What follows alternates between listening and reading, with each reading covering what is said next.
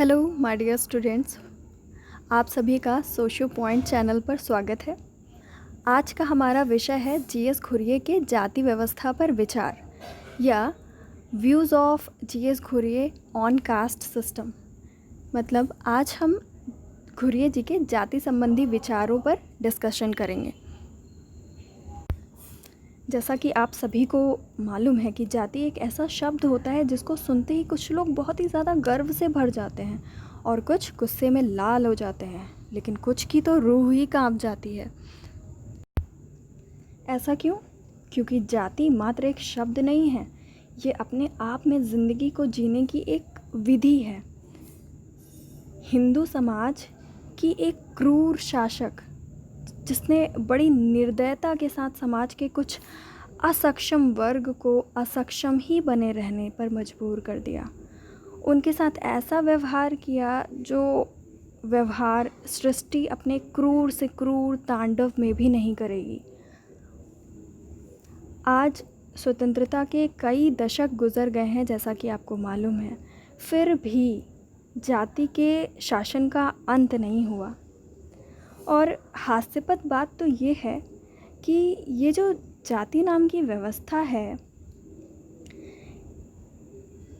इसको आप सिर्फ भारतीय समाज में ही देखते हैं। ऐसी व्यवस्था किसी भी तरह की स्थिति में या किसी भी अन्य रूप में इस तरह की जाति से मेल खाती हुई कोई भी व्यवस्था संसार के किसी कोने में आपको नहीं मिलेगी। जो जाति का क्रूर रूप आज यहाँ पर देखते हैं, वैसा संसार के किसी भी कोने में आपको नहीं मिलेगा। तो अब सवाल ये उठता है कि क्या पूरे संसार के अशुद्ध रक्त वाले लोग, ऐसे अर्थहीन लोग जिनके पास कोई मानसिक या बौद्धिक क्षमता नहीं होती है, वो सिर्फ भारतीय समाज में ही मिलते हैं? कुछ ऐसे लोग जो अन्य वर्गों के पाँव के नीचे कुचले जाने के लिए ही बने हैं, क्या ऐसे लोग सिर्फ भारत में ही जन्म लेते हैं? इस पर आपको विचार करना चाहिए। साफ है कि जाति व्यवस्था मात्र एक धोखा है जो समाज के शक्तिशाली वर्ग के द्वारा बनाया गया है। ठीक है, ये आप खुद विचार करके, चिंतन करके इस निष्कर्ष पर पहुंच सकते हैं, है ना। भारतीय और विदेशी समाजशास्त्रियों ने शुरू से ही भारत की जाति व्यवस्था पर अध्ययन करने में रुचि दिखाई है। उसी कड़ी में हमें प्रसिद्ध नाम देखने को मिलता है किसका? जीएस घुरिये जी का, जो भारतीय समाजशास्त्र के जनक के रूप में भी माने जाते हैं और खुद एक ब्राह्मण परिवार में जन्मे हैं और संस्कृत के प्रकांड विद्वान हैं। ठीक,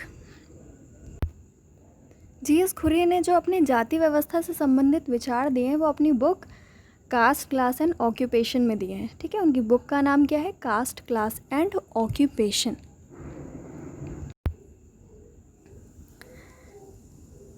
कुछ विदेशी समाजशास्त्री लोग हुए हैं जिन्होंने जाति का अध्ययन करते समय जाति और प्रजाति को एक ही चीज़ मान ली। कई समाजशास्त्रियों ने तो जाति की परिभाषा दी, परंतु उस परिभाषा में वे जाति के वास्तविक स्वरूप को स्पष्ट करने में असमर्थ रहे। असल में कई अध्ययनकर्ताओं द्वारा जाति से संबंधित परिभाषाएं प्रस्तुत की गई, लेकिन वो सारी की सारी आधी अधूरी और भ्रामक दिखाई देती हैं। तो इन सभी तथ्यों को ध्यान में रखते हुए जीएस घुरिये जी ने ये स्पष्ट किया है कि जाति भारतीय समाज की बहुत ही ज़्यादा जटिल व्यवस्था है। अगर हम इसके असली रूप को देखना चाहते हैं तो हमें इसके 4 एस्पेक्ट्स यानी कि 4 पक्षों पर ध्यान देना होगा। और जब हम उन 4 पक्षों को समझ लेंगे, उन 4 पक्षों के बारे में जान लेंगे, तभी हमें जाति व्यवस्था का असली चेहरा दिखाई देगा। ठीक है, तो वो 4 एस्पेक्ट्स या 4 पक्ष कौन कौन से थे जिस पर जीएस घुरिये जी ने दृष्टिपात किया है? आप देख सकते हैं जाति व्यवस्था की मुख्य विशेषताएं। सेकंड है आपका, पहले के समय में जाति और प्रजाति के बीच में संबंध क्या था। क्योंकि मतलब इसका ये है कि क्या जाति और प्रजाति के बीच में कोई संबंध भी होता है। क्योंकि कुछ का कहना है, कुछ समाजशास्त्रियों का जिन्होंने पहले अध्ययन किया है जाति व्यवस्था का, उन्होंने क्या किया कि ये बताने की कोशिश की कि जो उच्च जातियाँ होती हैं या निम्न जातियाँ होती हैं भारतीय समाज में, उनकी प्रजाति ही अलग होती है। उनकी प्रजाति अलग है इसलिए उनको उच्च रखा गया है, निम्न वालों की प्रजाति ही अलग है इसलिए उनको निम्न बताया गया है। ठीक है, तो इसलिए हम दूसरे पक्ष पर भी ध्यान देंगे जिसमें हम जाति और प्रजाति के बीच में क्या संबंध होता है इसको जानेंगे। देन थर्ड है जाति व्यवस्था की उत्पत्ति कैसे हुई। देन फोर्थ, कुछ विशेष जातियाँ जो थीं उन्हें ही अस्पृश्य जातियों की श्रेणी में क्यों रखा गया। ठीक है, तो यही वो 4 पक्ष हैं जिन पर हम आपको गहन जानकारी देने जा रहे हैं और जिनके माध्यम से आप जाति के विषय में आपके दिल में जो भी भ्रांतियां हैं, ठीक है, वो सारी समाप्त हो जाएंगी। तो फर्स्ट एस्पेक्ट पे जाते हैं हम लोग, प्रथम पक्ष पर, जिसमें लिखा हुआ है कि जाति व्यवस्था की जो मुख्य विशेषताएं हैं। ठीक है, तो इस पर चलते हैं हम लोग, कैरेक्टरिस्टिक्स ऑफ कास्ट सिस्टम, या जाति व्यवस्था की विशेषताएं।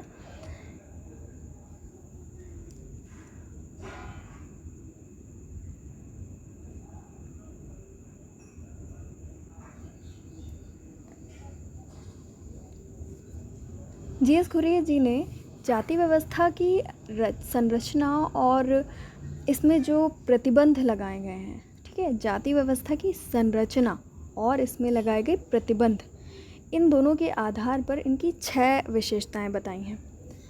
ठीक है,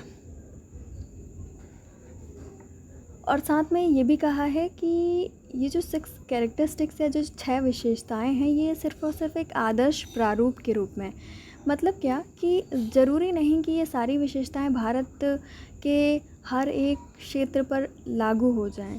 ठीक है, अलग अलग क्षेत्र में इनका अलग अलग बदला हुआ रूप हमें देखने को मिलता है। मतलब अगर इंडिया का कोई एक पार्ट है तो ज़रूरी नहीं कि वहाँ पे जो जाति व्यवस्था पाई जाती है, तो जी.एस. घुरियर ने जो 6 विशेषताएं बताई हैं, ये सारी 6 विशेषताएं उस एक पार्ट में आपको मिल जाएं, नहीं, ये सिर्फ और सिर्फ उन्होंने 6 कैरेक्टरिस्टिक्स या 6 विशेषताएं ओवरऑल कास्ट सिस्टम हम कैसे पहचानेंगे उस बिहाफ पर दी हैं। तो ये सिर्फ और सिर्फ एक मॉडल प्रेजेंट करती हैं हमारे सामने। इन्होंने कहा है कि जैसे जैसे हम भारत में आगे बढ़ेंगे तो रीज़न वाइज इसका जो रूप है हमें बदला हुआ देखने को मिलता है।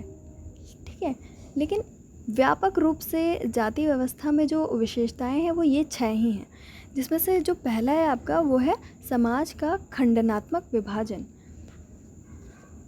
इसमें क्या कहा है उन्होंने, इसमें ये बताया है कि जाति के कारण हम समाज का कई खंडों में विभाजन देखते हैं और प्रत्येक खंड जो हैं उनके अपने अलग जातिगत नियम होते हैं और कर्तव्य भी अलग अलग होते हैं। जाति व्यवस्था में हर एक खंड की अपनी एक अलग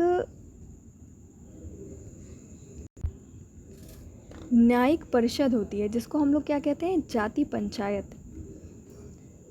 जो जाति जो क्या करती है, अपनी जाति के सदस्यों के व्यवहारों पर नियंत्रण लगा करके रखती है और जाति के नियमों का पालन करने जो नहीं करते हैं, ना करने वालों पर कठोर दंड देती है। ठीक है, उन्हें दंडित करती है। मतलब क्या ओवरऑल हम क्या देख रहे हैं कि समाज का अलग अलग टुकड़ों में विभाजन है और उन टुकड़ों को हम क्या कहेंगे, ऑब्वियसली जाति कहेंगे। ठीक है, जाति। अब ये जो जातियाँ होती हैं इन सब के अलग अलग अपने नियम होते हैं। ठीक है, अलग अलग कर्तव्य होते हैं और इन सब का पालन कौन करवाती है, न्यायिक परिषद, जिसका नाम है क्या, जाति पंचायत। और जो लोग अपनी जाति से जुड़े नियमों का पालन नहीं करते हैं उनको दंड देती है कौन, जाति पंचायत। ठीक है, और इसके अलावा खंडनात्मक विभाजन में आप ये कह सकते हो कि प्रत्येक व्यक्ति का ये कर्तव्य होता है कि वो किसी अन्य व्यक्ति की मृत्यु, विवाह, धार्मिक भोजन या और भी कई सांस्कारिक कार्य अगर पढ़ते हैं तो वो अपनी ही जाति का अगर सदस्य है तो उसका सहयोग करे। आप पाएंगे कि जातिगत नियम जाति के सदस्यों के बीच सजातीयता की चेतना को भी उत्पन्न करते हैं। ठीक है, तो ये था हमारा समाज का खंडनात्मक विभाजन। नेक्स्ट पॉइंट पे आते हैं अब हम। दूसरी विशेषता है जाति की संस्तरण। जातियों के विभाजन में प्रत्येक जाति की सामाजिक स्थिति अन्य जातियों की अपेक्षा या तो ऊंची होती है या नीची होती है। ठीक है, इस संस्तरण में ब्राह्मण सबसे ऊंचे हैं और इसके बाद क्रमशः कौन कौन है? क्षत्रिय, वैश्य और शूद्र। ठीक है, और इतने में ही बात ख़त्म नहीं होती है। ये जो जातियां हैं ये बहुत सारी उपजातियों में बटी हुई हैं और उनमें भी ऊंच नीच का विभाजन है, मतलब संस्तरणात्मक व्यवस्था मिलती है उनमें भी। सभी के द्वारा ये स्वीकृत है कि ब्राह्मण सबसे ऊंचे हैं, सर्वोच्च हैं और शूद्र निम्नतम हैं। परंतु इन दोनों वर्णों के अंदर जो सैकड़ों उपजातियां हैं वो आपस में हमेशा इस बात का प्रयत्न करती रहती हैं कि उनकी स्थिति उच्च है। अर्थात उपजातियों का आपस में अपने आप को उच्च प्रमाणित करने का प्रयत्न हमेशा चलता रहता है। तो ये हो गया आपका संस्तरण। देन नेक्स्ट है आपका खान पान और सामाजिक सहवास पर प्रतिबंध। इस विशेषता से संबंधित कई नियम पाए जाते हैं। खान पान की बात करें तो इनमें भोजन दो प्रकार का पाया जाता है। एक भोजन होता है कच्चा भोजन, दूसरा होता है क्या? पक्का भोजन। ठीक है, अब कच्चा भोजन क्या होता है? उन्होंने डिसाइड किया था कि ब्राह्मणों ने कि जिस भोजन को पकाने में आप घी या तेल जैसी चीज़ों का इस्तेमाल नहीं करते हो तो वो कच्चा होता है। जैसे दाल हो गया, भात है ना, चावल और क्या हो गया, रोटी। तो ये तीनों बेसिकली क्या है? कच्चा भोजन है। और पक्का वाला जिसमें घी या तेल इस्तेमाल होता है वो पक्का होता है। तो सामान्यतः ये नियम बनाया गया था कि कोई भी व्यक्ति अपनी जाति के बाहर कच्चा भोजन स्वीकार नहीं करेगा।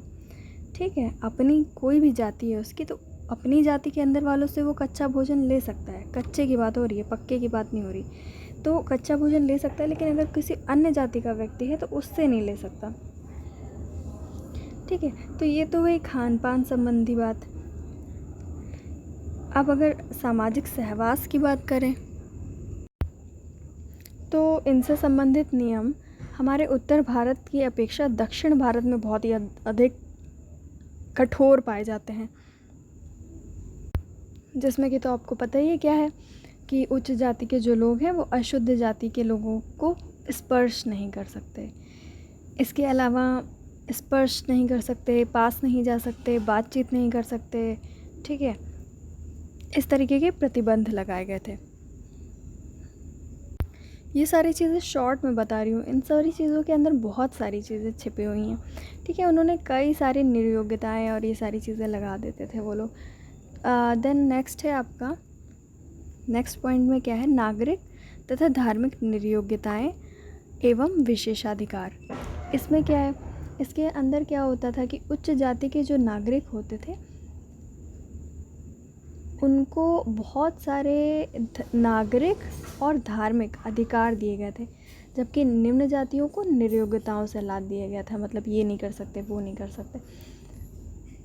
ठीक है, जैसे कि आप सार्वजनिक कुओं में पानी नहीं पी सकते, वहाँ से पानी नहीं भर सकते, सड़कों पे नहीं चल सकते। जो सारी लोग सड़क यूज़ करते हैं उस सड़क पर कौन? जो निम्न जाति के लोग हैं वो सड़क वो लोग नहीं यूज़ कर सकते, तालाब का यूज़ नहीं कर सकते। ठीक है, तो इन सब चीज़ों से वंचित करके रखा गया था। अगर आपको कुछ एक जगहों का उदाहरण दूँ तो उसमें क्या है, एक नाम आता है मैसूर का।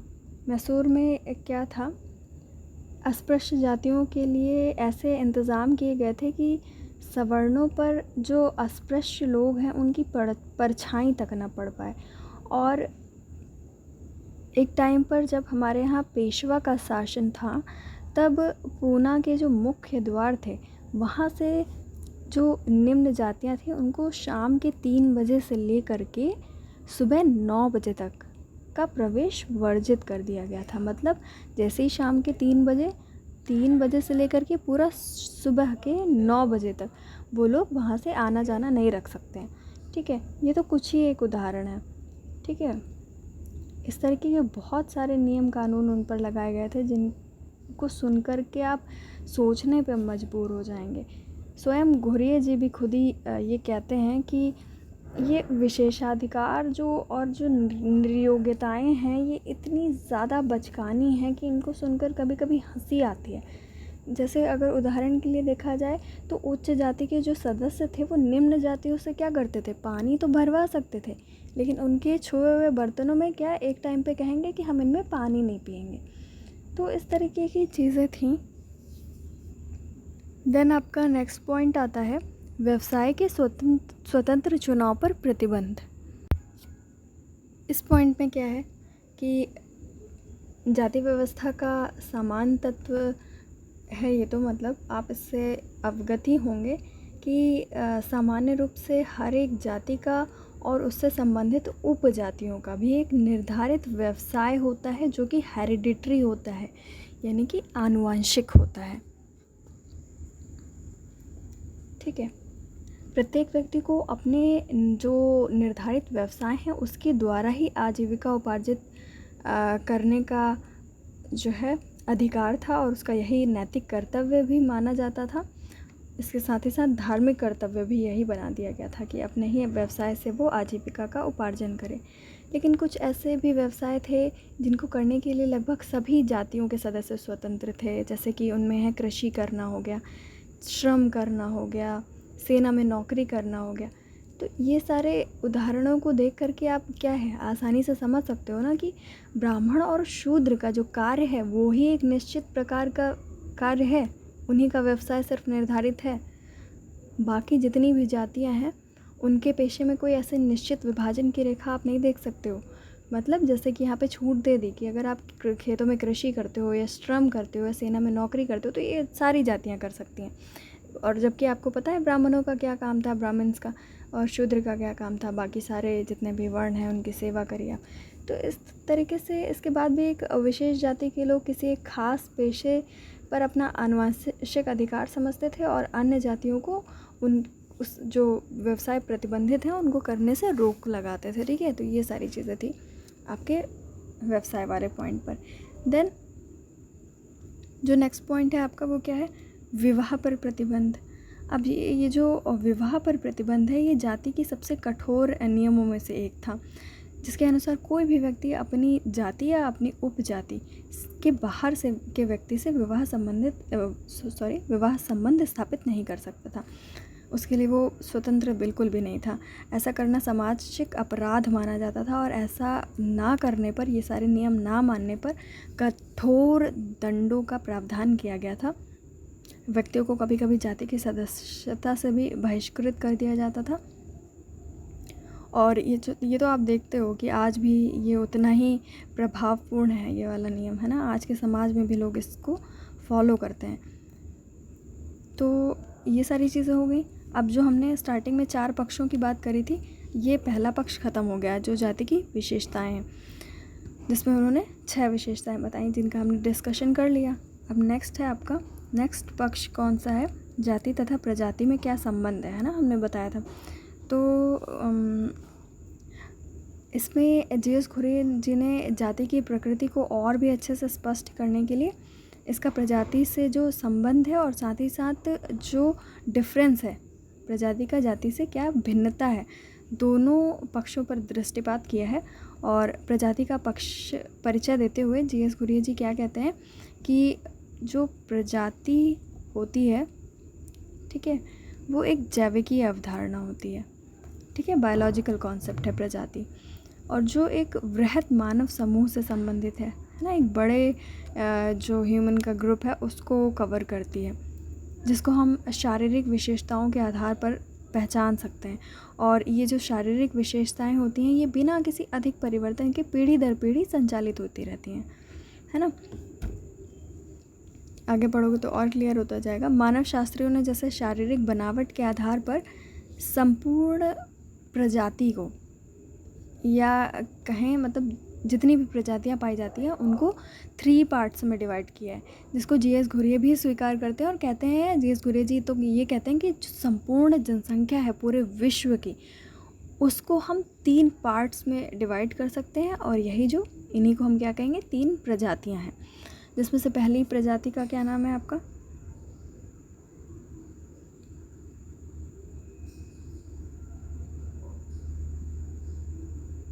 फर्स्ट प्रजाति है आपकी कॉकेशोइड, देन सेकंड है मंगोलियाइड, देन थर्ड है आपकी निग्रोइड। ठीक, तो अगर हम मंगोलियाइड की बात करें तो इसकी त्वचा में आपको कुछ पीलापन देखने को मिलता है, शरीर पर इनके बालों की मात्रा कम होती है, इस तरीके की बहुत सारी विशेषताएं हैं।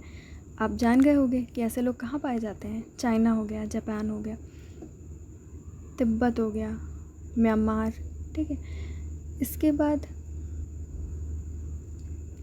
कॉकेशोइड कैसे होते हैं, आप ऐसे लोगों को अमेरिका में और ऑस्ट्रेलिया में देख सकते हो।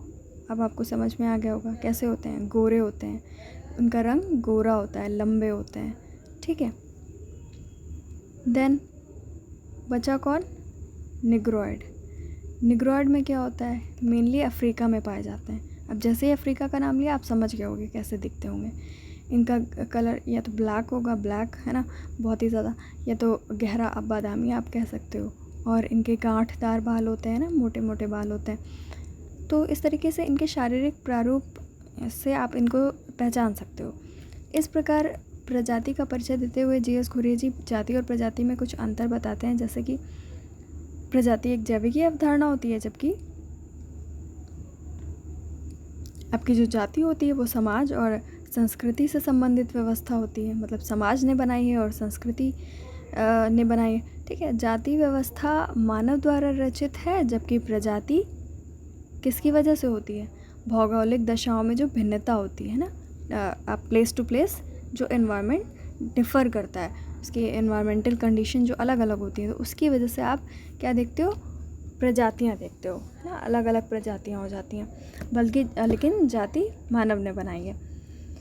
ठीक है, जाति केवल आपको भारतीय समाज में ही दिखेगी, है ना, जाति व्यवस्था, अलग अलग जातियों के लोग आपको सिर्फ भारत में ही मिलेंगे, जबकि प्रजाति पूरे विश्व से संबंधित है, एक बड़े मानव समूह का प्रतिनिधित्व करता है। ठीक,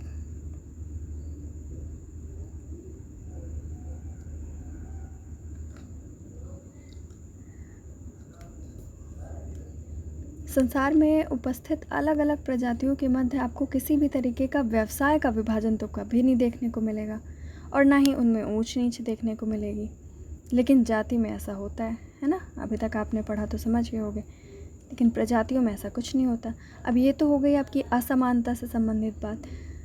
ठीक, अगर हम समानता की बात करें कि जाति और प्रजाति में क्या मैच करती है, वो कौन सी चीज़ है, तो इसमें हम सिर्फ यही देख सकते हैं कि सजातीयता की जो चेतना होती है ना, कॉन्शियसनेस ऑफ काइंड, कि जैसे कि आप कास्टिसिज्म देखते हो, है ना, जातिवाद देखते हो, जातिवाद की भावना, एक ही जाति के लोगों में क्या होता है, एक अलग टाइप का अपनापन होता है, वैसे ही एक रेस के बीच में भी आपको वैसी ही फीलिंग देखने को मिलेगी, सजातीयता की चेतना वाली फीलिंग। ठीक है, जिसको हम लोग किस नाम से जानते हैं, प्रजातिवाद, है ना। तो आप पाएंगे कि प्रजाति का अध्ययन करने के बाद हम ये पाते हैं कि जाति और प्रजाति में कोई ख़ास संबंध नहीं है। ठीक है, दोनों बिल्कुल अलग अलग चीज़ें हैं। जी.एस. घुरिये जी के ये तो हो गए 2 पक्ष। ठीक है, अब ये इन 2 पक्ष के बाद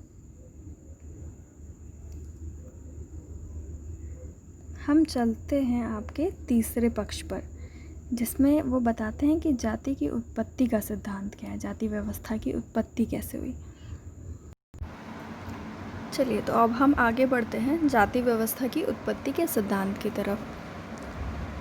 ठीक है, तो उससे पहले जी.एस. घुरिये जी ने अपनी जाति व्यवस्था का जो उत्पत्ति का सिद्धांत हमारे सामने प्रस्तुत किया, उससे पहले उन्होंने कई ऐसे समाजशास्त्रियों का उल्लेख किया जिन्होंने उनसे पहले ही जाति व्यवस्था की उत्पत्ति कैसे हुई इससे संबंधित सिद्धांत दिए, अपने विचार दिए, कई परिभाषाएं दी। लेकिन जी.एस. घुरिये जी उन सभी सिद्धांतों में से किसी एक को भी तर्क संगत नहीं मानते हैं। उन्होंने हर एक परिभाषा, हर एक सिद्धांत को खारिज किया, ठीक है, डिनाई किया। उदाहरण के लिए हम ले अगर हर्बर्ट रिजले को, ठीक है, तो हर्बर्ट रिजले ने क्या कहा? उन्होंने कहा कि जाति व्यवस्था की उत्पत्ति का सिद्धांत कैसे क्या है कि प्रजातियाँ आपस में उनका संपर्क हुआ, अलग अलग टाइप की जो प्रजातियाँ होती हैं, रेसेस होती हैं, उनका आपस में क्या हुआ? कम्युनिकेशन हुआ, आपस में कांटेक्ट हुआ, संपर्क हुआ। तो इससे क्या हुआ? उनमें मिश्रण बढ़ने लगा। मिश्रण कैसे बढ़ेगा? विवाह संबंध वगैरह स्थापित होकर के आपस में संबंध स्थापित होंगे। तो इस तरीके से उनमें मिश्रण बढ़ने लगा। तो धीरे धीरे क्या हुआ? कॉन्फ्लिक्ट्स भी हुए। अब साथ रहेंगे तो कॉन्फ्लिक्ट्स भी हुए। अब जब कॉन्फ्लिक्ट होने लगे, बहुत ज़्यादा कॉन्फ्लिक्ट बढ़ गए, मतलब प्रजातीय संघर्ष बढ़ गए, तो क्या हुआ? उनमें वर्ग विभेद की भावना आ गई। तो इस आधार पर अब वर्ग विभेद की भावना जब आ गई, तो उसके बाद से जाति व्यवस्था की उत्पत्ति हुई, ऐसा हर्बर्ट रिजले जी का मानना है। इसके अलावा जो नेस्फील्ड हैं, ठीक है, नेस्फील्ड ने माना कि जाति व्यवस्था किस वजह से उत्पन्न हुई? क्योंकि सबका अलग अलग व्यवसाय विभाजित था, ठीक है। तो व्यवसाय को कारण माना उन्होंने जाति व्यवस्था की उत्पत्ति का, ठीक। इसी प्रकार जे.एच. हट्टन जी थे, उन्होंने जाति की उत्पत्ति का कारण व्यावसायिक समूहों का जाति के रूप में बदल दिया जाना बताया। इन समाजशास्त्रियों के अतिरिक्त कई समाजशास्त्रियों ने अपने दृष्टिकोण प्रस्तुत किए, ठीक है, लेकिन घुरिये जी ने सारे दृष्टिकोणों, सिद्धांतों को खारिज किया। जाति की उत्पत्ति का सिद्धांत इन्होंने, जैसे कि मैंने पहले भी बताया था, कास्ट, क्लास एंड ऑक्यूपेशन में दिया, और उसके 7th चैप्टर में वो लोग जे.एस. घुरिये जी बताते हैं कि कैसे ओरिजिन हुआ, ठीक है। वो 7th चैप्टर तक आते आते ओरिजिन के बारे में बताते हैं। ओवरऑल हम कह सकते हैं कि जे.एस. घुरिये ने बोला कि जो जाति व्यवस्था है वो ब्राह्मणों की एक सोची समझी साजिश का परिणाम है, ठीक है। जे.एस. घुरिये जी अपने सिद्धांत में ये स्पष्ट करते हैं कि सबसे पहले जो भारत में निवासी थे, जो भारत में पहले से ही रहा करते थे, वो क्या कहलाते थे? द्रविड़ कहलाते थे। द्रविडियंस, जिनके पास क्या था? जिनका एक अलग ही फिज़िकल टाइप था, एक अलग ही शारीरिक प्रारूप था, शारीरिक प्रारूप जिसे कहते हैं, ठीक है। तो अगर हम शारीरिक प्रारूप की बात करें तो द्रविड़ कैसे दिखते थे? कुछ एक चीज़ें बता देती हूँ। इनका रंग जैसे बहुत ज़्यादा फेयर नहीं हुआ करता था, थोड़ा सा डार्क कलर था इनका, गहरा रंग या गेहुआ, ठीक है। और इनकी अगर हाइट की बात करें तो मीडियम थी, ना ज़्यादा छोटी ना ज़्यादा लंबे थे ये लोग। और ये लोग कई वर्षों से भारत में ही रह रहे थे और सब कुछ ठीक चल रहा था। अचानक से क्या हुआ? भारत में इंडो आर्यन प्रजाति का आना शुरू हो गया, ठीक है। तो अब इंडो आर्यन का भी फिज़िकल टाइप हमें जानना चाहिए। ये कैसे दिखते थे? एक्चुअली में ये द्रविड़ से बिल्कुल डिफरेंट दिखते थे। द्रविड़ जहाँ पे मीडियम साइज़ के थे, वहाँ पे ये क्या थे? जो इंडो आर्यंस थे, ये कैसे थे? इनकी हाइट बहुत अच्छी होती थी, ये लंबे थे, ठीक है। और इनका कलर बहुत ही ज़्यादा फेयर हुआ करता था, ठीक है। कॉकेशॉइड जो आपको रेस बताई थी ना ऊपर, उसका ये प्रतिनिधित्व करते थे, कॉकेशॉइड प्रजाति का। तो ये जो इंडो आर्यन थे, और ये बहुत ही शारीरिक रूप से बहुत मजबूत भी हुआ करते थे, मतलब युद्ध वगैरह के लिए इनकी बॉडी बहुत अच्छी थी। तो इंडो आर्यन प्रजाति के लोग साथ में रोमन संस्कृति से बहुत ज़्यादा प्रभावित थे, ठीक है। ये थोड़ा सा याद रखने वाली चीज़ है, रोमन संस्कृति से बहुत ही ज़्यादा प्रभावित हुआ करते थे इंडो आर्यन प्रजाति के लोग। अब रोमन संस्कृति क्या है? अब रोमन संस्कृति से प्रभावित है तो इसका मतलब क्या है? रोमन संस्कृति के जैसे उसमें बताया गया वैसे ही बिहेव करेंगे ये लोग, ठीक है। रोमन संस्कृति में व्यक्ति के बीच में भेदभाव की भावना और कर्म कांडों का बहुत ही ज़्यादा प्रचलित होना, पवित्रता और अपवित्रता संबंधी विचारों का होना, और समाज में जो क्या कहेंगे कमज़ोर वर्ग हैं उन पर अपना नियंत्रण स्थापित करना और उनका शोषण करना, इस तरीके की चीज़ों का रोमन संस्कृति मतलब प्रतिनिधित्व करती थी। इन सारी चीज़ें रोमन संस्कृति के अंदर निहित थी, और यही रोमन संस्कृति को पकड़ करके चले कौन? इंडो आर्यन लोग। इन्हें ये बहुत अच्छी लगती थी, इंडो आर्यंस को। तो जब ये भारत में आए तब इन्होंने रोमन संस्कृति के हिसाब से ही बिहेव करना, व्यवहार करना शुरू कर दिया था। ठीक है, अब इस तरीके से बिहेव करेंगे तो क्या होगा? दोनों प्रजाति में बनेगी? नहीं बनेगी। दोनों ने क्या हुआ? दोनों में संघर्ष होने लगे, लड़ाई झगड़े, युद्ध होने लगे। अब ऑब्वियस सी बात है, इंडो आर्यन शक्तिशाली थे, मजबूत थे शारीरिक रूप से भी, ठीक है, और हाइट वगैरह ज़्यादा थी, जैसे कि मैंने कहा आपसे पहले कि युद्ध के लिए इनका शरीर बिल्कुल परफेक्ट था। तो इन्होंने द्रविड़ को हरा दिया। ठीक है, द्रविड़ों पर अपना क्या किया? द्रविड़ को अपना दास बना लिया। ठीक है, जैसा कि रोमन संस्कृति में पहले से ही मौजूद थी जो धारणा कि जो कमज़ोर है उस पर अपना आधिपत्य स्थापित करो, तो उसी हिसाब से इन्होंने क्या किया? द्रविड़ को अपना दास बना लिया और स्लेव, ठीक है, और शूद्र कहना शुरू कर दिया, और उसी हिसाब से उनको एक्सप्लॉइट भी करना शुरू किया, उनका शोषण करना भी शुरू कर दिया, वैसे ही उनसे व्यवहार करना भी आरंभ कर दिया। इंडो आर्यन सभ्यता के लोग शुरू से ही पवित्रता और अपवित्रता से संबंधित विचारों पर विश्वास करते थे। इसी कारण इन्होंने क्या कहा? स्वयं को द्विज कहा, और यहाँ के जो मूल निवासी थे उनको क्या कहा? शूद्र कहा। और द्विज आपको पता है ना, पवित्रता से संबंधित है कि ये लोग जनेऊ धारण करते हैं और बहुत ही पवित्र जाति होती। ठीक है, धीरे धीरे इन्होंने इस मान्यता को और भी ज़्यादा कठोर नियम बना करके और ज़्यादा मजबूत कर दिया। फॉर एग्ज़ाम्पल, इन्होंने अपने आप को ब्रह्म का प्रतिरूप बताना शुरू कर दिया। अपने आप को ब्राह्मण इसीलिए उन्होंने कहना शुरू कर दिया। ठीक है, और द्रविड़ से उनका मिश्रण ना हो जाए कहीं। ठीक है, अगर द्रविड़ उनसे शादी विवाह करेंगे तो क्या होगा? वो ब्राह्मण हैं और द्रविड़ तो बिल्कुल क्या है? निम्न कैटेगरी के हैं, शूद्र हैं, अपवित्र हैं। ठीक है, तो क्या होगा? मिश्रण होगा तो दोनों में कोई वैल्यू नहीं रह जाएगी। तो इन्होंने क्या किया? सोचा कि द्रविड़ हमसे अलग ही रहें, हमसे इनका मिश्रण ना हो। तो इसको रोकने के लिए उन्होंने क्या किया? अंतर विवाह जैसे और कुलीन विवाह जैसे नियम बनाए। ठीक है, और साथ में बहुत सारे कर्मकांडों का भी आरंभ कर दिया। अगर हम अनुलोम विवाह की बात करें तो इसके मुताबिक क्या नियम था कि ब्राह्मण पुरुष किसी भी क्षत्रिय वैश्य स्त्री से विवाह कर सकता है। ठीक है, शूद्र से नहीं। ठीक है, लेकिन अगर ब्राह्मण स्त्री है तो वो अपने से जो नीचे वाले वर्ण हैं उनके पुरुषों से विवाह नहीं करेगी। तो ये है अनुलोम विवाह।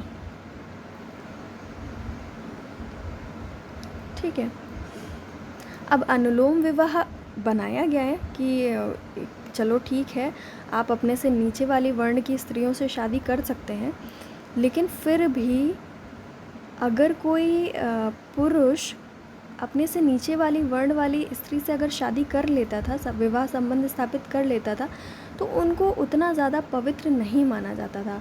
उनकी पवित्रता का जो स्तर है वो नीचे हो जाता था। ठीक है, वो गिर जाता था। तो धीरे धीरे जो जातियाँ बहुत ज़्यादा पवित्र थीं, प्योर थीं, उन्होंने क्या किया? जो उनसे कम पवित्र जातियाँ हैं उनको खान पान के आधार पर प्रतिबंध लगाना शुरू कर दिया।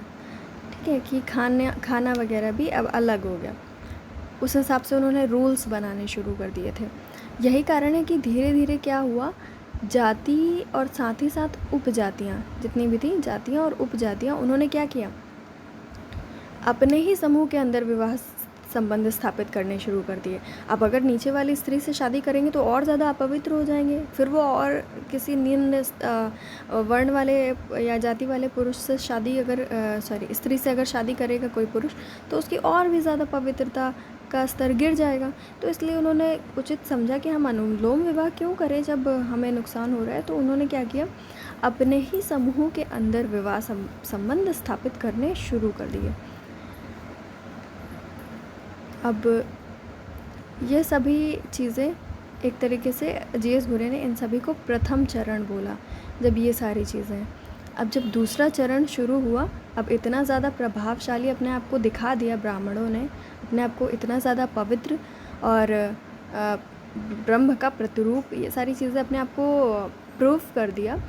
तो अब दूसरा चरण आया जब उन्होंने कहा कि अब हम भोजन पानी से संबंधित भी प्रतिबंध लगाएंगे और इससे रिलेटेड भी उन्होंने रूल्स रेगुलेशंस बनाने शुरू कर दिए, जो आपके उत्तर भारत में उतने ज़्यादा नहीं, अगर कंपेयर करें दक्षिण भारत से तो उतने ज़्यादा प्रभावी वैसे नहीं दिखाई दिए, फिर भी था इनका प्रभाव।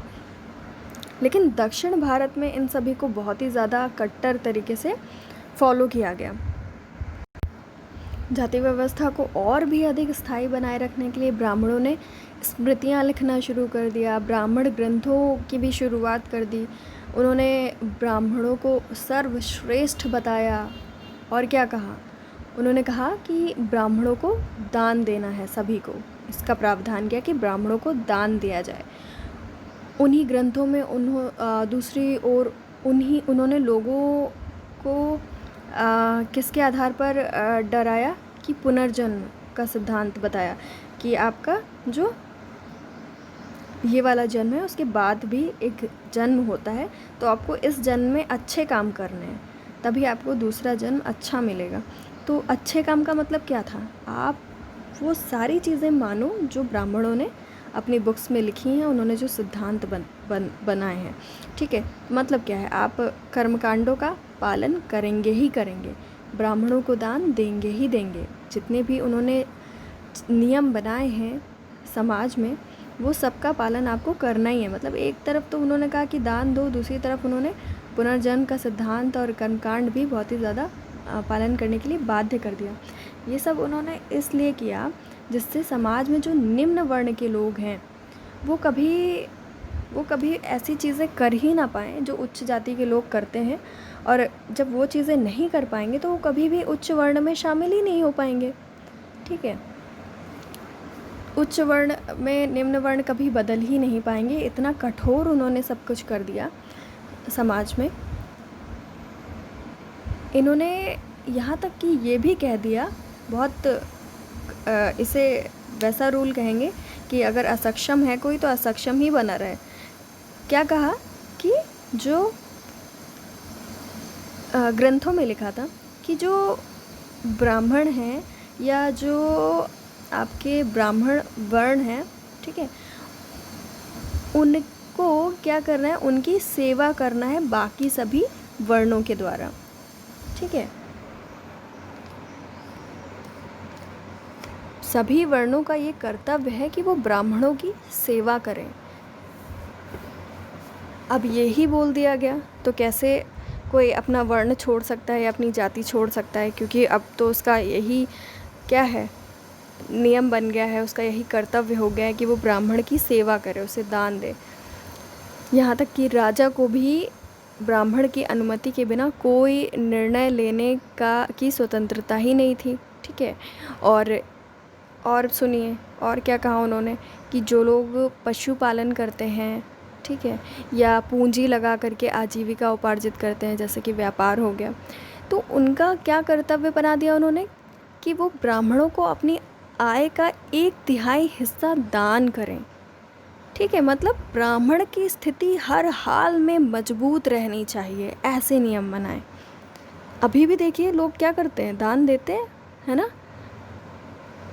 उन्हें लगता है कि ब्राह्मणों को दान देना चाहिए, इससे पुण्य मिलता है। अभी भी है कि नहीं, कमेंट करके बताइएगा मुझे। अभी भी लोगों के दिमाग में, दिल में ये बात बैठी हुई है कि ब्राह्मणों को भोजन कराना चाहिए, उनको दान देना चाहिए, पुण्य मिलता है। ये सब क्या है, ये सब उस वक्त की बनाई गई ये सब नियम कायदे कानून है जो अभी भी कहीं ना कहीं किसी न किसी रूप में लोगों के दिमाग पर हावी हैं। ठीक है, तो अगर इसके बाद अगर जैसे जैसे अगर नियमों में ब्राह्मणों द्वारा बनाए गए नियमों में जैसे जैसे उल्लंघन होते थे, ठीक है, तो क्या करते थे, वैसे वैसे ये लोगों को दंडित करते थे, उनको जाति से बाहर निकाल देते थे। तो इस तरीके की चीज़ें जो होती थी उससे क्या हुआ, हर एक वर्ण के अंदर जातियों की संख्या बढ़ती चली गई। ठीक है, मतलब जैसे ही आप किसी कोई नियम बना हुआ है किसी जाति का, तो आप अगर उसका उल्लंघन करोगे तो क्या होगा, आपको जाति से बाहर निकाल दिया जाएगा। अब जब आप जाति से बाहर निकल जाओगे फिर भी क्या है, आपका परिवार है, ठीक है, वो आगे बढ़ेगा, तो एक नई उपजाति बन जाएगी। ऐसे करके मतलब अब उल्लंघन तो होता ही था, समाज में कॉन्फ्लिक्ट तो हो गई, बिल्कुल फंक्शनल वे में या प्रकारात्मक रूप से तो चल नहीं पाएगी सोसाइटी, कभी नहीं होगा ऐसा। तो धीरे धीरे क्या हुआ, उसके अंदर और भी जातियों की संख्या बढ़ती चली गई। इस प्रकार जे.एस. घुरे जी ये मानते हैं कि ब्राह्मणों की चतुराई भरी योजना से ही जाति व्यवस्था की उत्पत्ति हुई और इसीलिए उनका ये सिद्धांत जाति व्यवस्था की उत्पत्ति का ब्राह्मणवादी सिद्धांत कहलाता है। घुरिये जी ने जाति व्यवस्था को इंडो आर्यन संस्कृति की ब्राह्मणवादी संतान कहा है ना। ये सब चीज़ें याद रखने वाली हैं। अब हम चौथे पक्ष की बात करेंगे। इसमें हम इस पक्ष पर विचार करेंगे कि कुछ एक विशेष जातियां ही अस्पृश्य जातियां क्यों कहलाईं। अच्छा, एक बात याद रखना आपको ज़रूरी है कि जो शूद्र वर्ण हैं, शूद्र वर्ण की सारी जितनी भी जातियां हैं उन सभी को अस्पृश्य नहीं बोला उन्होंने, ठीक। उसमें कुछ एक जातियां थीं जिनको उन्होंने क्या कहा, अस्पृश्य जाति, ठीक। तो चलिए समझते हैं।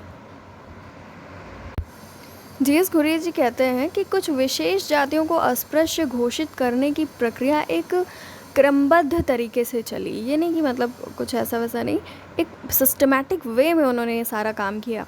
जैसे कि सबसे पहले हमारा समाज का जो आरंभिक विभाजन है वो 4 वर्णों से तथा उनसे संबंधित जातियों से में देखने को मिलता है ना, कि 4 वर्ण थे और उससे रिलेटेड जो भी जातियां थीं, जिसमें हम ये देखते हैं कि ब्राह्मण, क्षत्रिय और वैश्य, ये तीनों जो जातियां हैं उसमें एक निश्चित संस्तरण होने के बाद भी इन तीनों वर्णों को क्या माना गया, उच्च माना गया। यही 3 वर्ण सबसे प्योर हैं, है ना।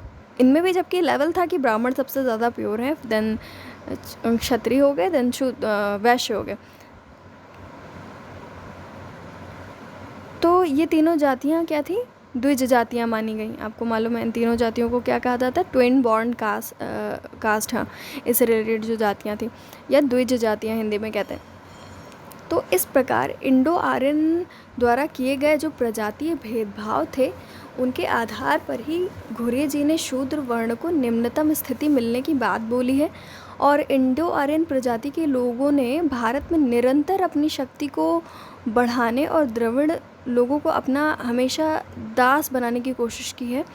इन्होंने उन्हें शूद्र कहा और ऐसी ऐसी निर्योग्यताएं लाद दी जो कभी 2000 वर्ष पहले नहीं हुआ करती थी इन वर्णों पे। ये वर्ण 2000 वर्ष पहले इंडो आर्यन संस्कृति के आने से पहले भी विद्यमान थे। ब्राह्मण, क्षत्रिय, वैश्य, शूद्र, इन सभी का ऑक्यूपेशन भी डिसाइड था, लेकिन इस तरह की डिसेबिलिटीज़ या निर्योग्यताएं कभी भी सोसाइटी ने इन पर नहीं थोपी थी।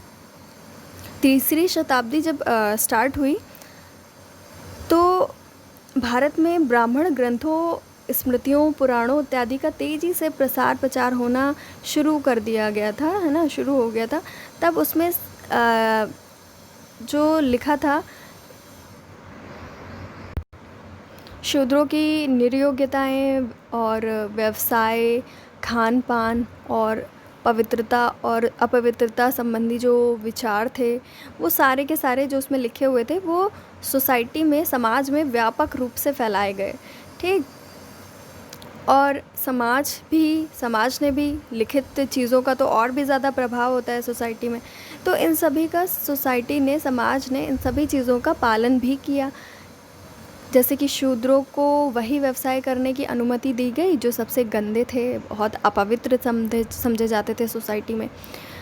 शूद्रों के द्वारा कोई भी ऐसा धार्मिक कर्म कांड या कोई भी ऐसा आचरण करने से उनको वंचित कर दिया जो उच्च वर्ण द्वारा किए जाते थे। जैसे कि आप जानते ही हो, मंदिर में नहीं जाना है, मंदिर में प्रवेश वर्जित है। जो सार्वजनिक तालाब हैं या कुएं हैं या यहाँ तक कि सड़कें भी, ठीक है, इन सब का प्रयोग वो नहीं कर सकते हैं। मतलब जो बाकी लोग यूज़ करते हैं वो शूद्र नहीं कर सकते।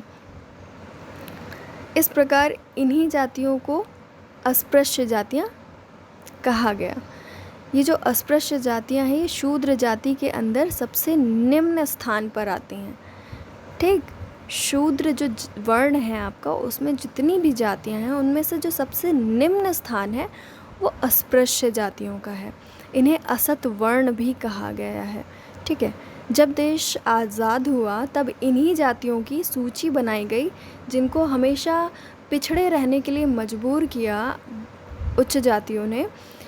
उनकी एक सूची बनाई गई और उनको संविधान के द्वारा विशेष अधिकार और सेवाएं मुहैया कराने का प्रावधान बनाया गया। तो ये जो कुछ खास विशेष जातियां थीं जिनका संविधान में नाम दर्ज है, इन्हीं को हम क्या कहते हैं?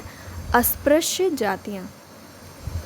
ठीक है, तो ये 4 पक्ष थे आपके। प्रोफेसर घुरे जी ने बताया कि भारतीय समाज इंडो आर्यन प्रजाति के आने से पहले भी 4 वर्णों में विभाजित था और साथ ही साथ इनके जो वर्ण थे, ठीक है, इनके व्यवसाय भी निश्चित हुआ करते थे हर एक वर्ण के। लेकिन उन व्यवसाय को आनुवंशिक या हेरिडेटरी नहीं बनाया गया था। वो हेरिडेटरी नहीं थे। अगर कोई व्यक्ति है और वो क्या करता है, कृषि करने का काम करता है और उसका बेटा है, उसके अंदर अलग गुण हैं, अलग क्वालिटीज़ हैं, तो वो अपने गुण और स्वभाव के अनुसार अपना व्यवसाय बदल सकता है। वो अपने समाज में स्टेटस हाई भी कर सकता है और नीचे भी जा सकता है। ये नहीं कि रिजिड है सोसाइटी, ऐसा नहीं था। इसके अलावा पहले के समय में परंपरागत धार्मिक विश्वास थे कि जो कृषि है वो सबसे उत्तम व्यवसाय है, सबसे अच्छा व्यवसाय है कृषि, और नौकरी और सेवा करना सबसे निम्न कार्य है और मध्यम श्रेणी का कार्य व्यापार है। लेकिन इंडो आर्यन लोगों ने पुरानी मान्यताओं को बदल करके रख दिया। उन्होंने उन व्यवसाय को सबसे अधिक पवित्र बताया, सोसाइटी में प्रचार किया कि वो व्यवसाय सबसे ज़्यादा पवित्र हैं जिनमें शारीरिक श्रम की तुलना में गैर शारीरिक श्रम अधिक इस्तेमाल होता है। गैर शारीरिक श्रम क्या होता है? मतलब मेंटल वर्क, है ना, जिसमें माइंड से काम किया जाता है। तो उसको उन्होंने कहा कि वो ज़्यादा क्या है? पवित्र है। अगर हम इंडो आर्यन सभ्यता के लोगों द्वारा स्थापित की गई व्यवस्था के पतन की बात करें, इसका विनाश कब से शुरू हुआ, तो स्वतंत्रता के बाद से जब संविधान लागू हुआ उसके बाद से ये सारी चीज़ें बदलनी शुरू हो गई। जाति और व्यवसाय का संबंध समाप्त हो गया। पश्चिमी दर्शन है, मतलब वेस्टर्न जो कल्चर यहाँ पे आया, उसका सोसाइटी पर प्रभाव बहुत अच्छे से पड़ने लगा, बहुत तेज़ी से पड़ने लगा। ठीक है, शिक्षा में तर्क का प्रभाव आप देख सकते हो। धर्म की जगह पे शिक्षा में तर्क स्थान लेने लगा, साइंस, है ना। जातिगत भेदभाव को दूर करने के लिए एक सुनियोजित प्रयत्न स्टार्ट हो गए। ठीक है, इसके अलावा क्या हुआ, क्या कह सकते हो, ग्रामीण जो जनसंख्या थी वो उसका एक बड़ा भाग नगरीय क्षेत्रों की ओर जाने लगा। क्यों जाने लगा? क्योंकि औद्योगिकीकरण का प्रभाव था समाज में।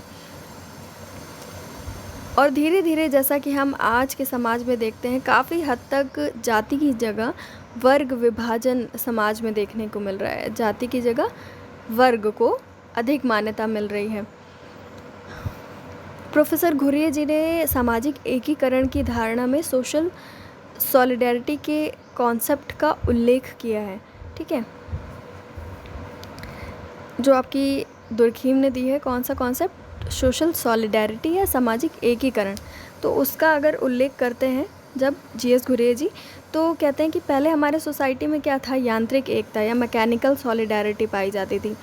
वहीं अब क्या पाया जाता है, सावयवी एकता पाई जाती है, ऑर्गेनिक सॉलिडारिटी पाई जाती है। ठीक है, इसका कॉन्सेप्ट आपको पहले पढ़ा दिया है, रिवाइज़ कर लीजिएगा तो आपको क्लियर हो जाएगा कि जीएस घुरे ने क्यों कहा कि पहले हमारे यहाँ मैकेनिकल सॉलिडारिटी या यांत्रिक एकता थी, देन अब क्या हो गई है, न्यू जो सोसाइटी आई है उसमें ऑर्गेनिक सॉलिडारिटी देखते हो आप लोग, है ना, ऑर्गेनिक सॉलिडारिटी या सावयवी एकता देखने को मिलती है।